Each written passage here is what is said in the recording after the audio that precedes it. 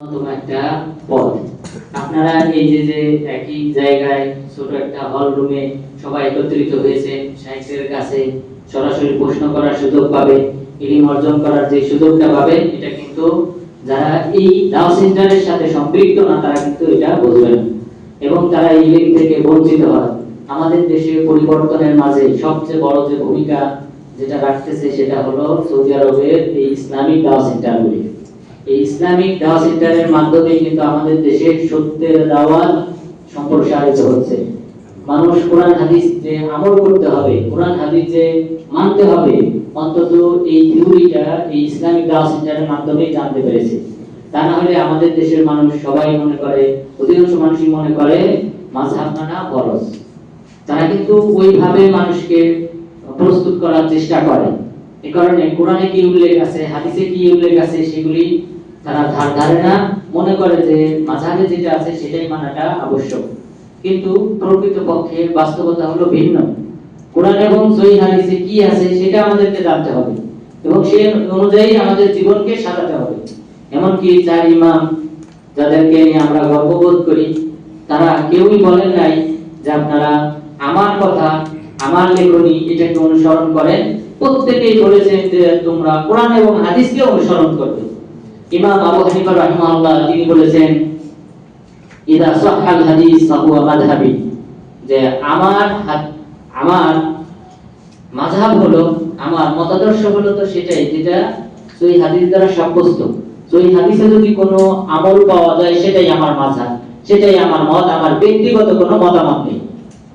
Zufar ইবনে হুযাইল রাহিমাহুল্লাহ তিনি বলেন, আমি ইমাম আবু হানিফা রাহিমাহুল্লাহকে বলতে শুনলাম যে তিনি বলেছেন আমাদের এই দার্সে, লা ইয়াহিল্লু লিমান ইউফতি আইয়ুফতিয়া মিন কুতুবি ইল্লা আইয়ালামা মিন আইনা আখাযনা, যে সকল ব্যক্তিরা আমার কিতাব দেখে ফতোয়া দেয়, আমার কিতাব পড়ে ফতোয়া দেয়, তাদের জন্য এই ফতোয়া দেওয়া হারাম যতক্ষণ পর্যন্ত না সে জানবে আমি কোন উৎস থেকে উক্তি করেছি, আমি কোরআনের কোন আয়াতের ভিত্তিতে আমি কথাটা বলেছি, হাদিসের কোন ভিত্তিতে, কোন হাদিসের আলোকে আমি কথাটি বলেছি, সেই কথা যতক্ষণ পর্যন্ত না জানবে সেই ছাত্রের জন্য আমার কিতাব দেখে ফতোয়া দেওয়া হারাম। তাহলে ইমাম আবু হানিফা রাহিমাহুল্লাহকে তাকলিদ করতে বলেছেন, তিনি কি বলেছেন আমার মতাদর্শকে তোমরা আদর্শ হিসেবে গ্রহণ করো? তারা সকলেই মুক্ত, বরং আমরা নিজেরাই বাড়াবাড়ি করি তাদেরকে নিয়ে, বরং তারা সকলেই মুক্ত। কিয়ামত দিবসে আমাদের প্রত্যেককে জিজ্ঞাসা করা হবে রাসূল সাল্লাল্লাহু আলাইহি ওয়াসাল্লাম সম্পর্কে, এবং কবরে যে চারটি প্রশ্ন করা হবে তার মধ্যে অন্যতম একটা প্রশ্ন হলো নবী সম্পর্কে জিজ্ঞাসা করা হবে। মাযা আজাবতুল মুরসালিন, তোমরা নবীদের ডাকে কতটুকু সাড়া দিয়েছিলে? আল্লাহ তাআলা সেই প্রশ্ন করবেন, আল্লাহ তাআলা বলবেন না যে মাদানী সাহেবের ডাকে তোমরা কতটুকু সাড়া দিয়েছিলে, অমুক ইমামের ডাকে কতটুকু সাড়া দিয়েছিলে, অমুক সাহাবীর ডাকে কতটুকু সাড়া দিয়েছিলে, সেটা আল্লাহ তাআলা পশ্চিমকালেও জিজ্ঞাসা করবেন না।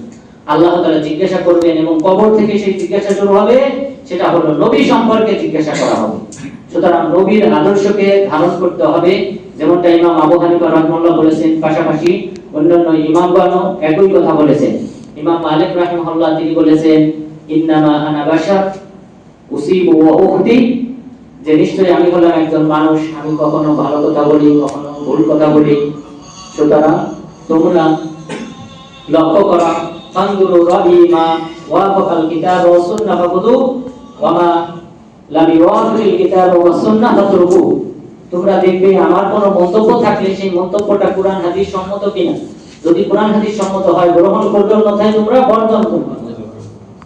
তাহলে ইমাম মালিক রাহিমাহুল্লাহ এই কথা বলেছেন। ইমাম মালিক রাহিমাহুল্লাহ প্রসিদ্ধ একটি উক্তি আপনারা সবাই জানেন যে কুল্লুল মুসিব ওয়া মুখতি ইল্লা সাহিবু হাদাল কবর, তিনি মসজিদে নববীতে দাঁড় দেওয়ার সময় রাসূল সাল্লাল্লাহু আলাইহি ওয়াসাল্লামের কবরের দিকে ইশারা করে তিনি বলেছিলেন, আমরা প্রত্যেকেই ভুলের উপর প্রতিষ্ঠিত, আমাদের কথা সত্য হতে পারে, মিথ্যা হতে পারে, তবে শুধুমাত্র এই কবরের অধিবাসী রাসূল সাল্লাল্লাহু আলাইহি ওয়াসাল্লামের উক্তি ব্যতীত। উনি হলেন মাসুম। সুতরাং ওনার উক্তিকে, হাদিসকে আমাদেরকে ধারণ করতে হবে, গ্রহণ করতে হবে নির্দ্বিধায়, কিন্তু কোনো ব্যক্তির উক্তিকে নয়।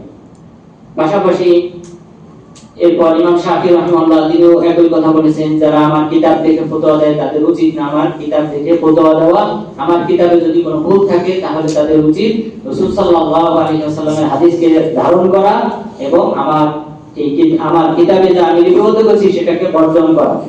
এরপর পাশাপাশি ইমাম আহমদ বিন হাম্বল রাহিমাহুল্লাহ তিনি বলেছেন, লা তুকাল্লিদনি ওয়ালা তুকাল্লিদ মালিক ওয়ালা তাওরি ওয়ালা আউজা'i ওয়া খুদ মিন হাইথু আকালু।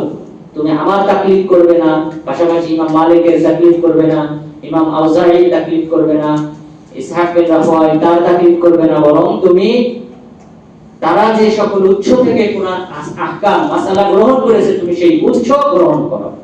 সুতরাং এই চার ইমাম প্রত্যেকেই কিন্তু মুক্ত, দোষমুক্ত এবং প্রত্যেকেই আমাদেরকে আহ্বান করেছেন সালাফদের যে মানহাজ, কোরআন হাদিস বুঝতে হবে সালাফদের মানহাজ অনুযায়ী, এবং কোরআন হাদিসকে আমাদেরকে শক্তভাবে আঁকড়ে ধরে থাকতে হবে। তাহলেই কেবলমাত্র আমরা সঠিক পথের সন্ধান পাবো। এই মুসলিমদের যে দ্বিধা বিভক্তি, হাজার হাজার দলে বিভক্ত, এর পিছনে মূল কারণ কি? কোরআন হাদিসের দিকে ফিরে না আসা। আমরা সবাই যদি কোরআন হাদিসের দিকে ফিরে আসি তাহলে কিন্তু অসংখ্য ইখতিলাফ আমাদের মাঝে আর থাকবে না, আমাদের মাঝে যে দূরত্ব রয়েছে সেটা কিন্তু কমে আসবে।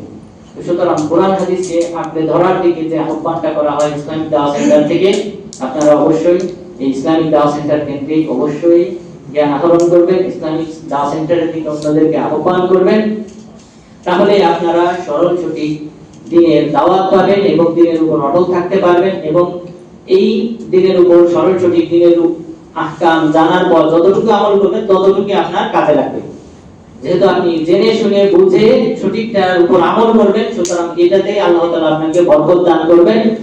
আল্লাহ তাআলা যেন আমাদের সবাইকে এই ইসলামিক দাওয়া সেন্টার কেন্দ্রিক অন্যান্য দিনী ভাইদেরকে আহ্বান করার মাধ্যমে ইসলামিক দাওয়া সেন্টারকে আরো আলোকময় করার তৌফিক দান করেন, দিনের উপর অটল থাকার তৌফিক দান করেন, জান্নাতুল ফিরদাউসে যাওয়ার তৌফিক দান করেন।